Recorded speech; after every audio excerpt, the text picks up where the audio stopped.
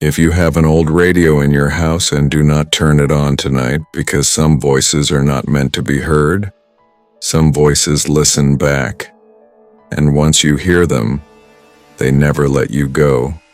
This is the story of Daniel, a man who bought an old radio out of curiosity, but he didn't know that something was trapped inside it. Daniel lived alone in a small apartment in New York. He worked as a sound editor, cleaning old audio recordings, and strange noises were a normal part of his job. One day he found an old radio in an antique shop. It looked broken and dusty, but something about it felt strange.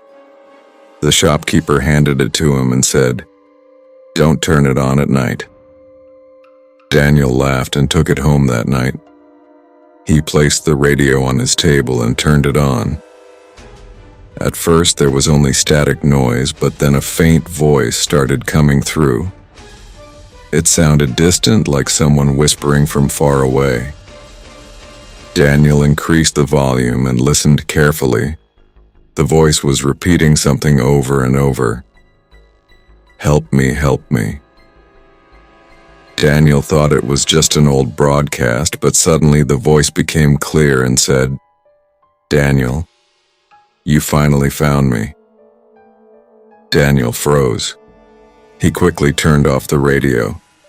His heart was racing. He tried to convince himself it was just his imagination, but the voice kept echoing in his mind. The next night he turned the radio on again. This time the voice was clearer, and it started talking about his childhood things. No one else knew Daniel was terrified, but his curiosity kept pulling him back. On the third night, the voice gave him instructions. "Go to your closet. Look behind the wall." Daniel hesitated but slowly walked to his closet. He touched the wall and felt a hollow space. He broke it open and found a small box inside. It was an old cassette with words written on it. "Play me." Daniel inserted the cassette into a player and pressed play. The same voice came through, but this time it was screaming, "I am trapped inside. You are next." Daniel stepped back in fear. Suddenly the lights went out, and the radio turned on by itself. The voice grew louder, repeating, "You opened the door. You let me in." Daniel ran toward the door, but it slammed shut. He tried the window, but it wouldn't open. Then he realized he was not alone. Something was behind him. He slowly turned around and saw a shadow forming into a human shape. It looked exactly like him. Its eyes were black and it smiled and said, "Thank you for listening." Daniel understood too late.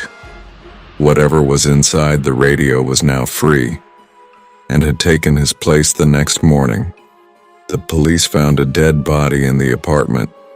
It was Daniel, but CCTV footage showed Daniel leaving his apartment at night and never returning.